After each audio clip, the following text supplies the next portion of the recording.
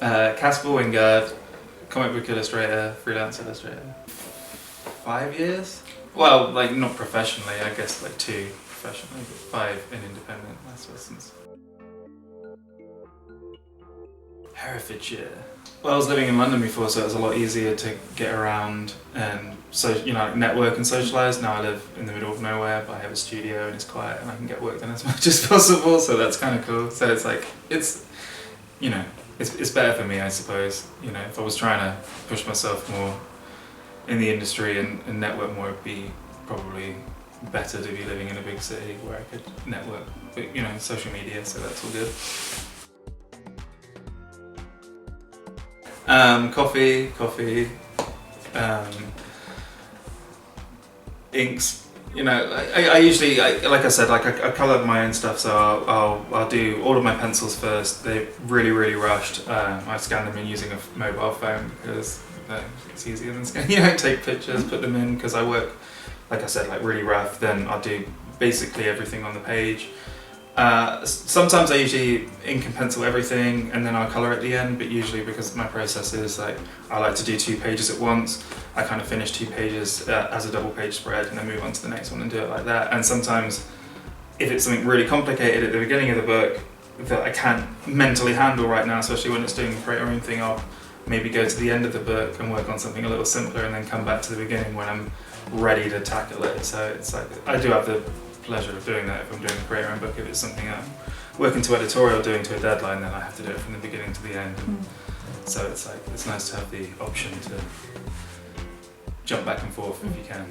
But yeah, my process is all over the place again, so it's just one of those things that, whatever works that day, I think. It's challenging, but I do love doing it. But I think the hardest thing is maybe criticism, or like knowing that I'm putting something out that's very personal to me that can get attacked so easily. So like there's always that thing where like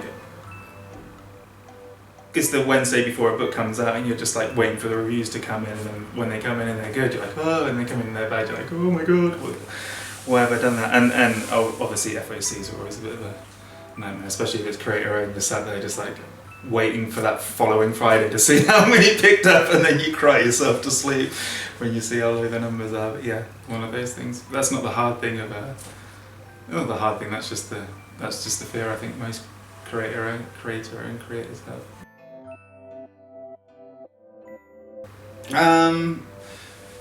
I studied illustration at university. I've always wanted to draw. I've always like drawn my own comics, like my own like personal comics that no one will ever see, for all good reasons. Because I just like to draw and I like to tell stories, and I always wanted to like do something biopic, but then I didn't really think anyone would really care to read anything like that. So it's like, when you just do it kind of for fun.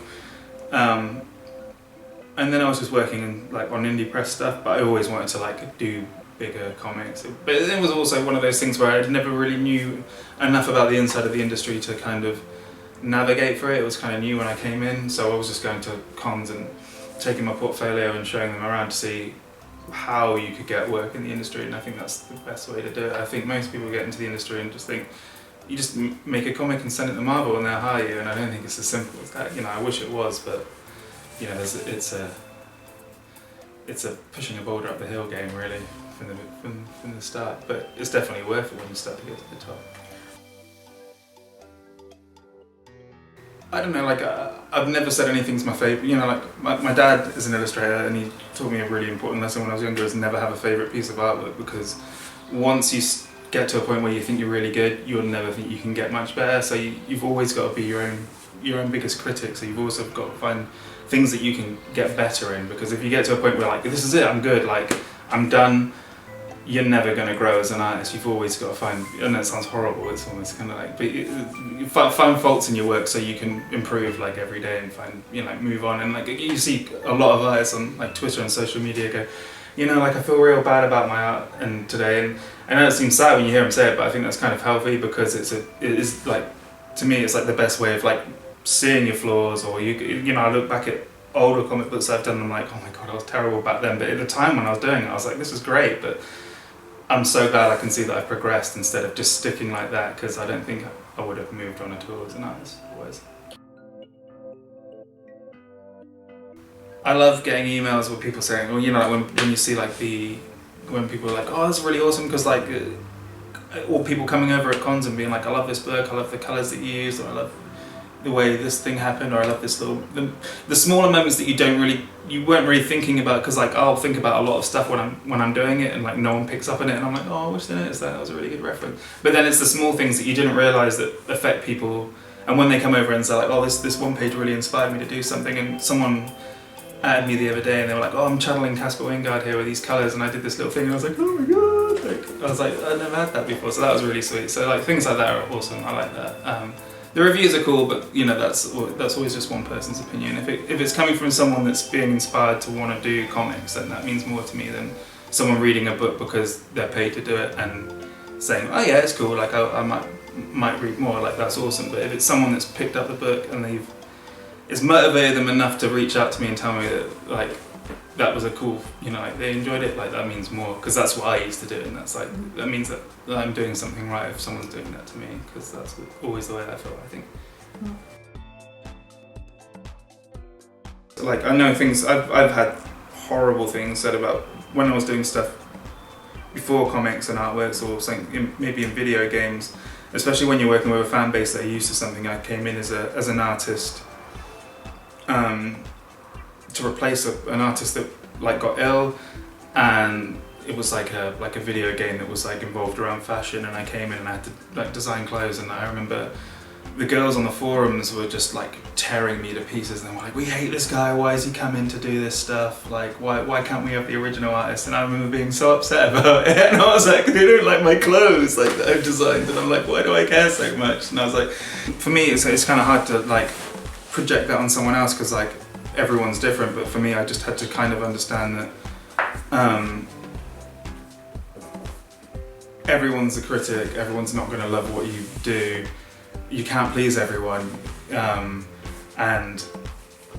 there's going to be someone there that love what you did, and that's kind of you can't always, you have to take the criticism constructively and find out like if there was something that was wrong that you kind of can agree with, then you know, try and strengthen that part of you as an artist and move on. But then also you've also got to remember that you're not always going to please everyone, not everyone's going to love what you do.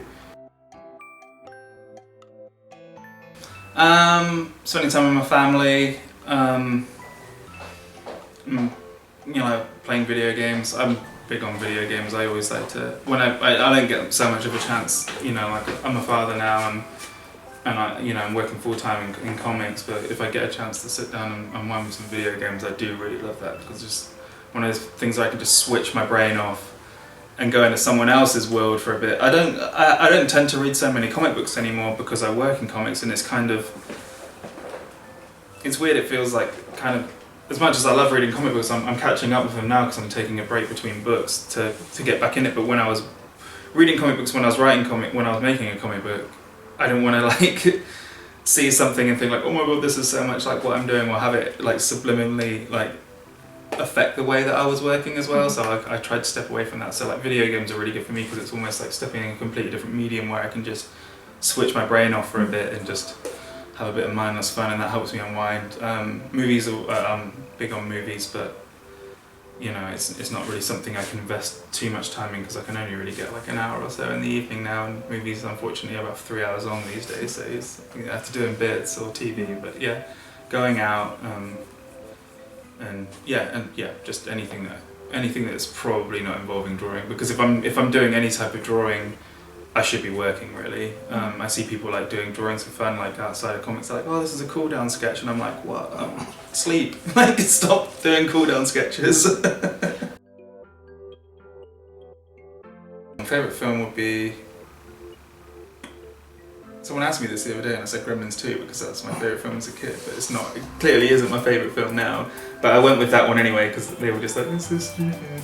But I don't know, Blade Runner maybe. I know it's not everyone's favourite film, but I wrote my dissertation on it when I was at university, so I invested a lot of time in that movie, so I have to kind of say it now because it is such a big part of who I am creatively, just from the ground up. So yeah, Blade Runner film.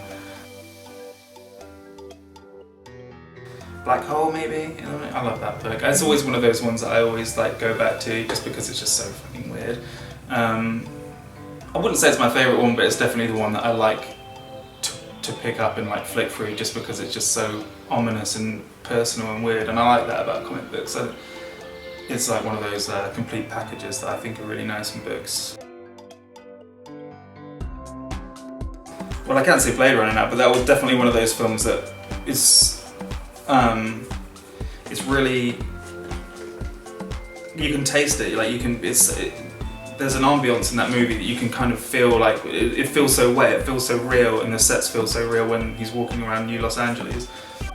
And I really liked how it feels so advanced for its time. Like when I was like reading how they made it, I'm like, how did these guys come up with all this stuff? Because this is so beyond anything that I've ever seen, and it comes together so well because they're meshing like 1950s with something that had never really been done, and it wasn't done in a tacky way like Buck Rogers was or anything like that, where it's like it's the future, like we dance around the table with our hand on a thing.